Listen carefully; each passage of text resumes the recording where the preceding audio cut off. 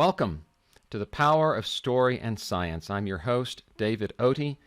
This program, as you know, is a mix of content and conversations, and today I am having a conversation with one of my speaking mentors, Darren LaCroix. I Hey, Dave. can't begin to tell you how much I have learned from Darren since first meeting him, I want to say 9 years ago, over 9 years ago, I think. And the Wow. gems that Darren has shared with me have found their way into my work, specifically into my books, especially my first book, The Speaker's Quick Guide to Telling Better Stories. I would not be in the business I am in now without Darren's guidance and mentorship. And I extend a sincere welcome to my friend, Darren LaCroix. Hey, David. Thanks for having me here, my friend. I'm glad you're here. All right. Tell me your story. Set the stage for me, please. Well, my story as far as presentations is concerned, I assume. Yes. All right. So as a child, I loved comedy and humor, people could make people laugh. But I was told over and over again, you're not funny. Shut up. Like, that's not No. your thing. So I realized they were correct because I never made anyone laugh. I said, okay, business. I want business because the NFL didn't look like it was going to work out either. They usually don't pick up second string quarterbacks for college. So that being said, I decided, I loved business. So I went to 4 years of business school. I went for the American dream. I bought a Subway sandwich shop because after business school, you have no money, you have not proven yourself, and the only way you can get a bank loan is going with a proven system, which is a franchise. So I was able to get a loan with a silent partner, and I was off. I was going to be a multimillionaire. I was going to own a whole bunch of Subway shops, and I just couldn't wait for the money to roll in. And about a year and a half later, I sold my business, my one Subway shop, at a loss. And it was devastating. Living at home with my mom, I now had a business loan, but no business. I still had to pay my partner back because I lost Oh. money. And I still had school loans. I'm living at home with mom and dad, and was one of the lowest points in my life, which now I'm so thankful for. One of my buddies gave me a motivational tape of a man named Brian Tracy. And I'm driving down the road listening to this tape, and he asked a question. He said, "What would you dare to dream if you knew you wouldn't fail?" Oh, that's profound. What would you dare to dream if you knew you wouldn't fail? Exactly. It's not what you're good at. It's Mm-hmm. what would you dare to dream if you knew you wouldn't fail. And I went back to that 8-year-old kid who loved laughter. And I said, if I could do anything, I would be a comedian, make people laugh for a living. That would be the ultimate. But then all of a sudden, that little voice of reason on my shoulder started talking in my ear, but you're not funny, Darren. But that wasn't the question. The question was, what would you dare to dream if you knew you wouldn't fail? So I was at such a low point. Thank goodness I had nothing to lose. I said I couldn't go, I can live without a lot of things, but I couldn't live with the regret of wondering what if Brian Tracy was right? It may be crazy, it may be stupid, but what if he was right? So I decided I was going to ask someone who was where I wanted to be. For everyone, go to people, not your friends and family, who think they know everything about everything. Because when I went and talked to my friends and family, they compared me to Jerry Seinfeld. Someone just thinking about it with no talent, just getting started, to someone who's the best and one of the best in the business. That's not fair. Don't compare yourself to great people. Be inspired by them, learn from them, be a sponge to them, but don't compare yourself. It's not fair. You're just at your beginning. So I decided, well, let me go to a comedy club. I had never been to a comedy club in my life. So I went to a little comedy club called Dick Doherty's Comedy Hut in Worcester, Massachusetts. And I worked up as much courage as I could, the shy, quiet kid. And I walked up to the headliner. He seemed quite approachable. And I asked him this question. I said, "Hi, my name is Darren. I want to try this. What do I need to do?" And he looked at me, he said, "Are you funny?" And I said, "No." And he said, "Good." I'm like, "What do you mean good?" But he had my attention. And he said, "Darren, look, people who are naturally funny, around your friends and relatives, like my brother and cousin. He said, if you took them out of that environment and put them in front of a group of 100 strangers and handed them a microphone, he said they couldn't make them laugh. He said, that's a different skill set, but that skill set can be learned. What? That can be learned? He had my attention. He said two things. Number one, go get the book. I'm like, book? There's a book about stand-up comedy? Well, of course, there's books about everything, but I wasn't thinking that way. So step one for any goal, especially presentations or being good at it, if it's all of a sudden just been launched into your career, that now you've got to be good at this. And communication is so critical, but somehow, even if we know what we want to say, we get in front of a small group, even in a boardroom, and we just go blah, blah, blah, blah, blah, and and we don't get our point across. So congratulations, you're human. It's the fear of embarrassment that we're worried about. So he said, number one, get the book. So I say, get the book. Listen to David's other podcasts. Be inspired. Be a sponge. This is a matter of your career. This is a matter of your income and providing for your family. You might know your business, your engineering, your scientific brain. You might be brilliant. But unless you can communicate that, it doesn't matter. It doesn't matter how brilliant you are. You still got to talk to your boss, your managers, the people who work under you. It's so critical to get this one skill down, because you can have somebody who's not as smart as you, but a great communicator. Well, they're going to get promoted and given the big projects before you. That's right. So it's just a piece of it. But anyway, back to my story. So number one, get the book. Go to people who are great at what you want to do. And what I love about David is he's got the perfect background for you. I couldn't teach you. I couldn't speak your language, even though this is what I do for a living. And he does speak your language, and he knows what he's talking about. So be Thank you for that. Well, it's the truth. It's the truth. We had, remind me to tell you about the Australia story in a minute. Okay. So number one, get the book. Number two, he said, go to an open mic night and watch other people who are just starting out. Wow, I didn't think of that. See, my friends and family compared me to Seinfeld. He's saying, compare yourself. Look at other people who are just starting out. So I went to an open mic night. I had never been to an open mic night. 2 days later, I went to this little comedy club called Stitches, which was right across from Fenway Park in Boston. And I watched people go up for their first time, and they were horrible. Oh my They gosh. were horrible. And I thought, I could do that. I can be horrible. It inspired me that I could be that bad. Like, I can go up on stage and make a fool of myself and embarrass myself, but I needed that. I needed to see, look, the bar is low at the beginning. It's what you do with the bar. And it's if you keep raising the bar, that's what mattered. So I got the book. I studied for 2 months. I went to Stitches every Sunday night to be re-inspired. And it was April 26, 1992. I brought my friends with me so I didn't chicken out. This was such a stretch for me. I had a friend bring a video camera just to make sure I could prove that I did this just once. This was not a career. This was a just one time. And I went up, I was shaking, my voice was quivering, and I told one joke where I was talking about Dr. Robert Goddard, who launched the first liquid fuel rocket in history. And I was making light of all the different towns in New England who had this claim to fame that changed history. And I was telling this joke about Dr. Goddard's launch, which is only 41 feet high, the first one. And I said the rocket took off and it went vertically. But I did horizontally with my arm. And I realized my mistake. And in that instant, I just reacted and I said, shoot. That's not the actual word I used that night, but shoot. All of a sudden, everyone started laughing. Why are you laughing? That's not where you're supposed to laugh, but I'll take it. It's the result I wanted.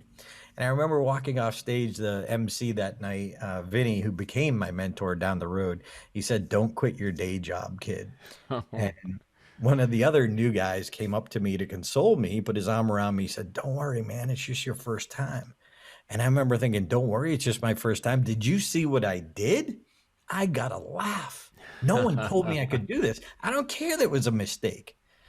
if it was a mistake, I'll reproduce the mistake. And I looked at my 5 minutes of time and I realized if I could get rid of everything else and figure out how to reproduce that one mistake, I could do this. And I dove in. I got every mentor that I could. I got every book that I could. I took every class that I could. And my mentors taught me stage time, stage time, stage time. They said, Darren, any day that you don't get on stage is a day that you don't grow. Mm. Okay, that's a Mm-hmm. new perspective, but who's going to give a guy who's horrible stage time? And there's only like 3 open mics at that time in Boston. So you got 100 wannabe comedians vying for those 3 nights. So it was hard. So I started being a little more creative, looking for other places I could get stage time. And I was sitting at my desk at Bose Corporation. I got a day job in sales, selling the Bose Wave radio, worked at one of those cube farms.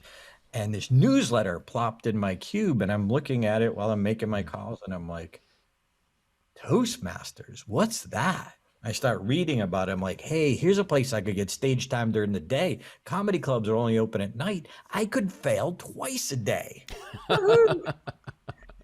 So I walked into my very first Toastmasters club, and I noticed something different from the comedy clubs right away. These people were warm, encouraging, and sober. So I immediately saw the value and I joined 4 Toastmaster clubs as soon as I could.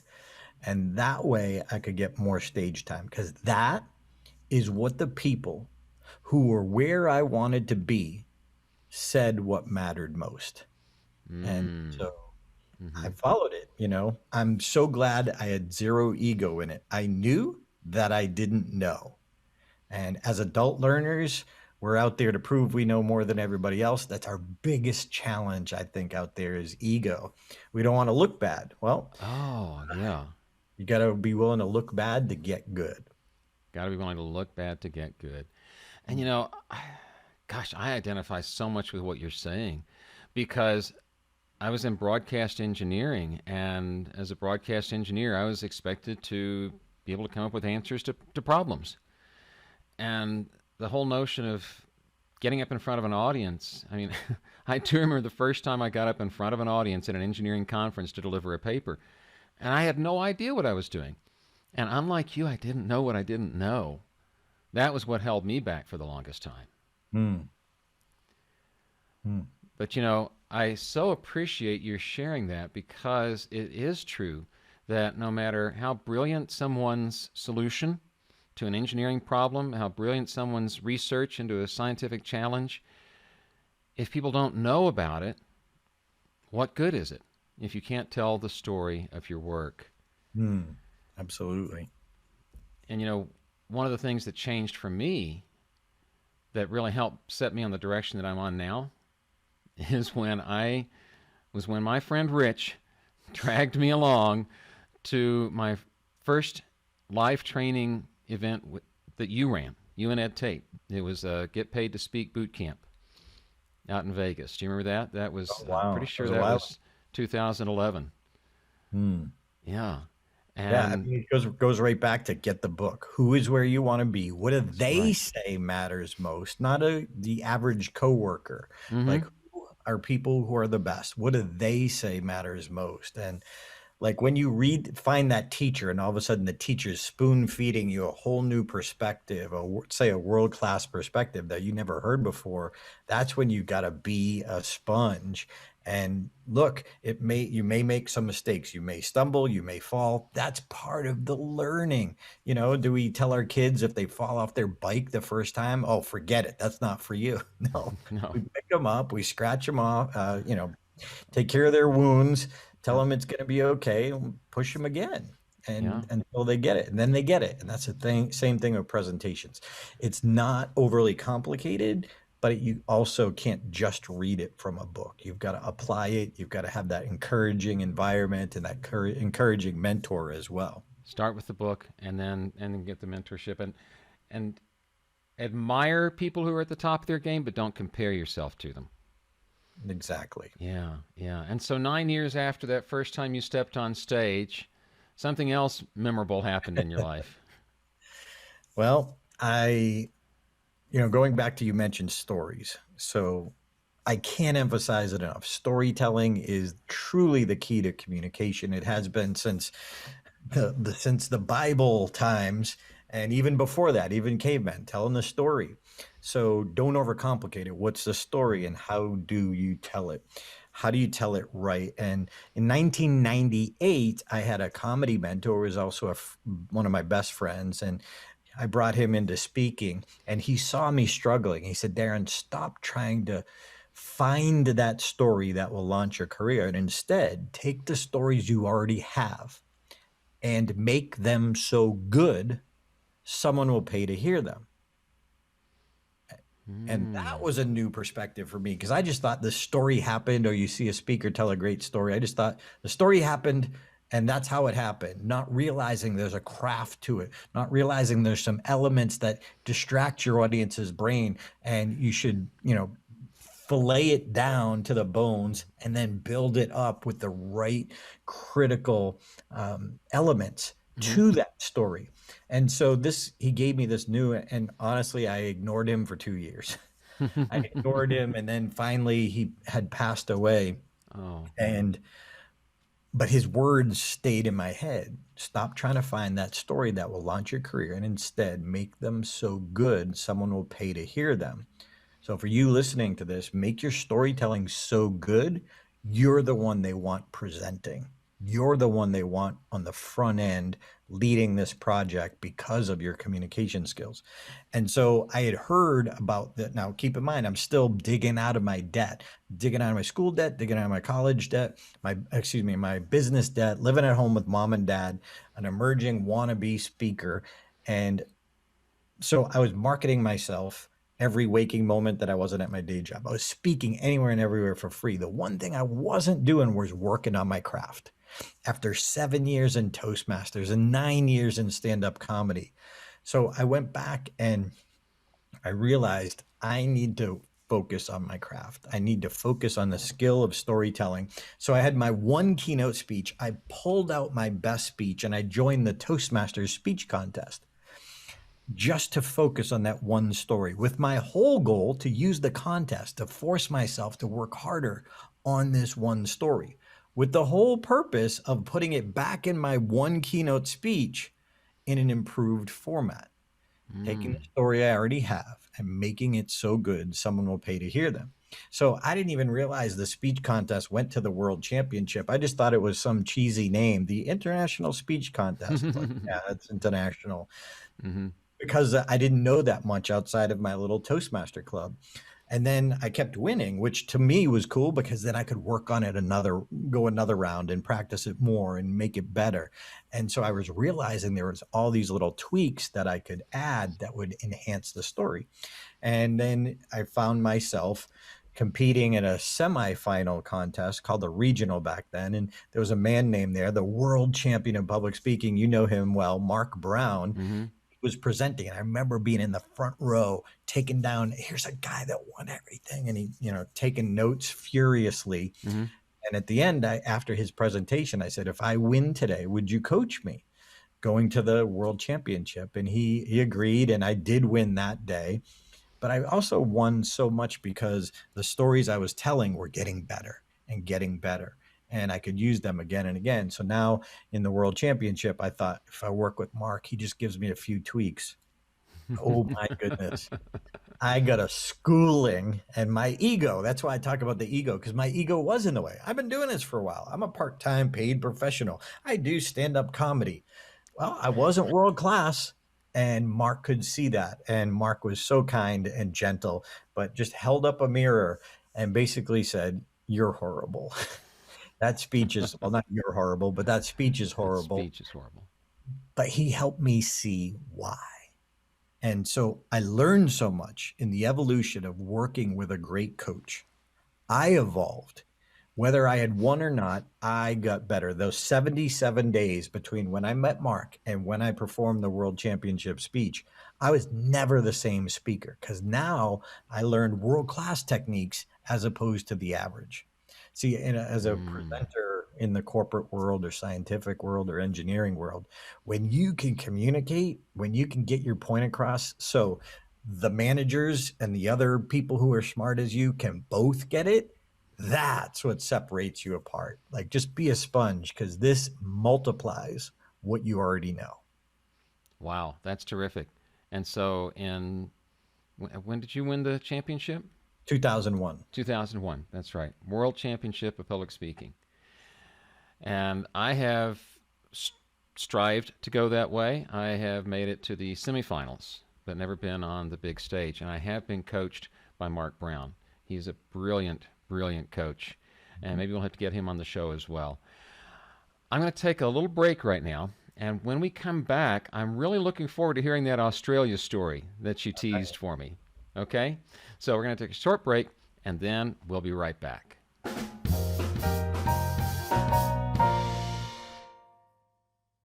You are a knowledgeable expert, and you want your expertise to make a difference to your audience, but you can't see them and gauge their reactions.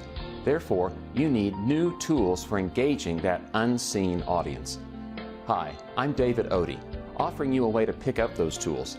In my new self-paced online course, you will discover 3 ways to improve your story, 1 fascinating tool for hooking your audience's attention, and 8 details in your physical environment that will set you apart from other virtual presenters.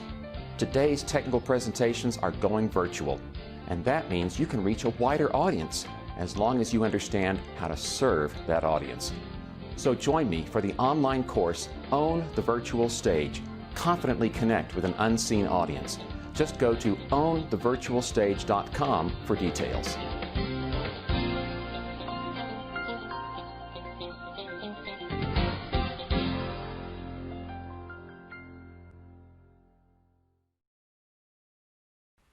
And we're back. I'm David Odie, and with me today is Darren LaCroix, the 2001 World Champion of Public Speaking, and more important to me personally, someone who has coached me, someone who has guided me, someone who's helped me make the transition I made in my own life from a career in engineering to a second career in public speaking, training, and coaching other speakers. And Darren, I noticed behind you, is that your World Championship trophy? It is. It is right there. And my CSP award, too. Certified Speaking Professional. Mm-hmm. Right. And you have another credential, the combination of which I believe is unique to you, right? Yes, also an accredited speaker. So I'm the only one in the world that has all 3 of those. And that's at the moment, at the time of this recording. At the time of this recording, right. World Championship from Toastmasters, accredited speaker from Toastmasters, and certified speaking professional from the National Speakers Association. Mm-hmm. Okay. And I'm dying to hear the Australia story. What is that all about? Well, Mark Brown and Craig Valentine and I have taught over in Australia, and I was doing an event with Craig over in Australia. Craig Valentine, another world champion of public speaking, friend of mine, great teacher of storytelling. You should have him on here too. And we were in front of an audience, and it was a small group, but there was one gentleman who I could just tell, like, the wheels were turning in his head. And he said, well, but I got to win the world championship in order to do this for a living. And now here's a guy who is an engineer. So he's an engineer, wants to teach presentation skills, but thinking he had to win that trophy in order to be qualified to teach. And I said, no. I said, picture this. If you're in front of a group of engineers and the engineers speak your language, they don't speak my language. They don't care that I have a piece of plastic here in my office. They want to learn from someone who has the same background, speaks the same language, knows the challenges that they have working with a manager, working with a project manager, working with people who aren't engineer brains. I said, they would rather learn from you right now than from me because I have a piece of plastic. That is the critical part. That's why, David, I think you have this unique opportunity to help people in that world who have the same background, who talk the same language. So after we said that to him in front of class, he finally started getting it. He felt he needed the validation. Mm-hmm. I said, your job is the validation. Your background is the validation. They would rather hear from you because you have that common background than from me just because I won some award. Make no mistake. Wow. Thank you for that. That's a very touching story. I hadn't heard that before. And I will say about having Craig Valentine on the show. Craig was the first world champion I met because when I had the privilege of representing a certain part of the country at another contest, the last regional series of conferences in 2009, Craig was the keynote speaker at that regional conference. And I had, I can relate to what you said earlier about when you met Mark Brown, right? You're thinking, oh, I've done all this storytelling. I'm sure he can give me a little tweak or something, right? Because Craig was doing a presentation on storytelling. And I thought, well, you know, I've won the district. I've won 4 levels of this competition so far. I know a thing or two about storytelling, but I'll go, maybe I'll pick up something, right? Oh my gosh, he blew me away. And that was when I began to understand just how much more I had to learn about stories, about what they are, how you use them, why you tell them the way they do, what they do for you as a speaker. And his work and your work have both featured prominently in everything I've done since then, including, as I said, the books that I've written. And it seems so important to me that people understand storytelling has been with us far longer than science and engineering. I mean, when I was an undergraduate, double majoring in physics and radio, television, film, people would ask me, and people have asked me ever since, why on earth physics and radio, TV, film? And I said, I've always had this fascination with how the world works and with the stories we tell ourselves about how the world works, sort of that intersection of the sciences and the humanities. And so now what I try to do is help people who give technical presentations learn to tell the story of their work. So in a couple of minutes, is there one thing that you would want those technical presenters who are watching or listening to this program to know about doing something different the next time they get up to give a technical presentation? Yeah, Ed Tate, fellow world champion as well. He says it's our job to take the numbers and turn them back into people. Oh, let me repeat that. It's our job to take the numbers and turn them back into people. Okay. Because the people sitting in front of you, what's the relevance to them? And I think the numbers are the numbers, and they are, okay, this can slide here, and the gears and the ratio and the da-da-da-da. Okay, but to me, sitting here listening to you, especially if I'm not technical, what does that mean to me? And I think it's just remembering what's the meaning to the person listening to you. I'm not saying don't have case studies. I'm not saying don't have slides. But the other thing is, I have a corporate client back in Boston, and they pitch $140,000 a month contract. And so they were forced to have their presenters, who are these young 20-year-olds out pitching this company, work with me before they go out there. And one of the best things I did with them is I would sit there, and each slide, I would cross my arms, I would lean back. I was like, defend this slide. What's the one point you're making from this slide? Well, if you can see, no. What's the one point? So, if you're doing a complicated process, you've just got to let us absorb one piece at a time and then build on it, just like a bullet point build, but maybe it's a graphic build, but we've got to absorb it. One slide, 1 point. If you're trying to show 2 things, make 2 slides. 1 slide, 1 point. We've got to be able to absorb what you're getting across. And then the other quick related tip would be the B button. Understand the power of the B button, turning the slide black or blank. And when you do that, the attention goes from the slide, boom, to you. And then when you turn it back on, from you, boom, to the slide. And it's about attention. It's about keeping engagement. So I say, if Engagement. you're telling a Yeah. story or you're just talking to the audience, shut it off. And they can't help but zoom back in on you and then turn it back on. And now it becomes more interesting again because it wasn't up the whole time. So I teach my corporate presenters, if I can get you to do one thing, it's to keep going back and forth. Yeah.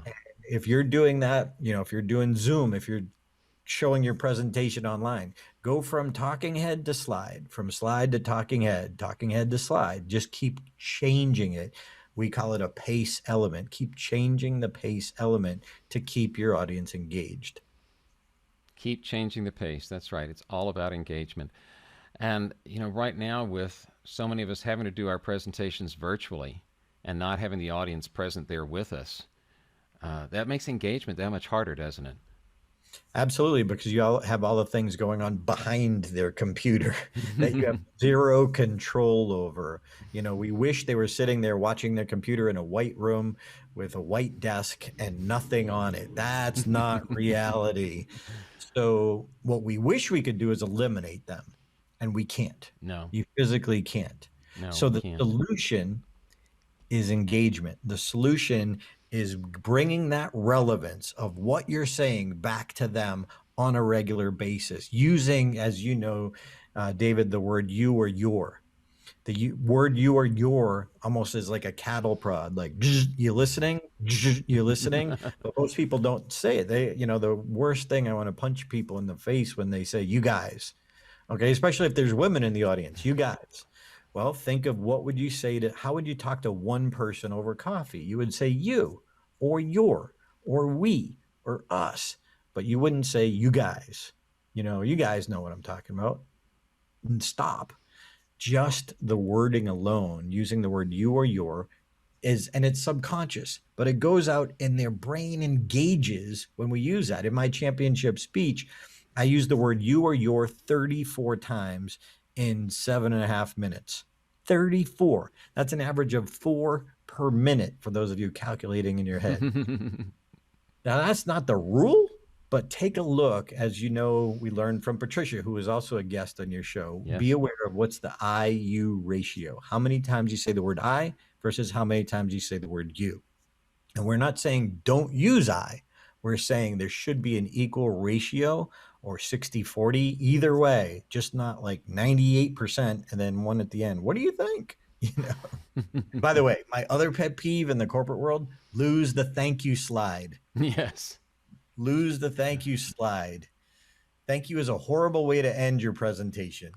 But if you need a slide to help you be horrible, how bad is that? There's bigger issues. So what do you like to end with? A question, the call to action, leaving it, as Patricia says, your last words linger. So right.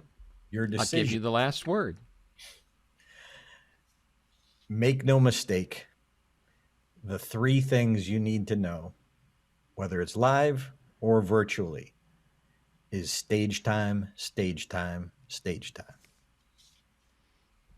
Okay. Which makes me think of that sign behind you, Stage Time University. You want to tell us a little bit about that, about your podcast? How else can people sample the wit and wisdom of Darren LaCroix? How can people engage with you?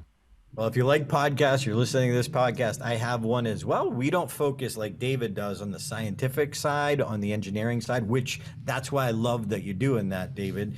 We talk about unforgettable presentations. What does it take to put together an unforgettable presentation? So my coach, Mark Brown, and I have one called Unforgettable Presentations Podcast. I have a free newsletter. If you go to beasponge.com, you can check that out, and you'll get my top 10 speaking mistakes and my top 10 virtual mistakes for free. Wonderful. And Stage Time University is also something people can look up to engage you as well. Yep. That's where we teach good presenters to become unforgettable. So we have live coaching calls. We teach the business of speaking, but if you want to check out stagetimeuniversity.com, you can do that as well. Do that as well. Wonderful. Darren, it's been such a pleasure having you on the show. I always enjoy catching up with you. It's a pleasure. And I love your voice. Thank He's you. got that great radio voice. I love it. I have voice envy. Well, I won't say I have trophy envy, but I do admire you, admire what you've been able to do. And Darren, I think the reason I admire it so much is not that you became the world champion. It's because you've made such a life since then of sharing what you learned on your journey to becoming a world champion. So thank Thanks. you for taking time to be on my show today. This is David Odie and the Power of Story and Science. If you'd like to get in touch with me with any questions, comments about the show, suggestions for future guests, just go to storyandscience.com.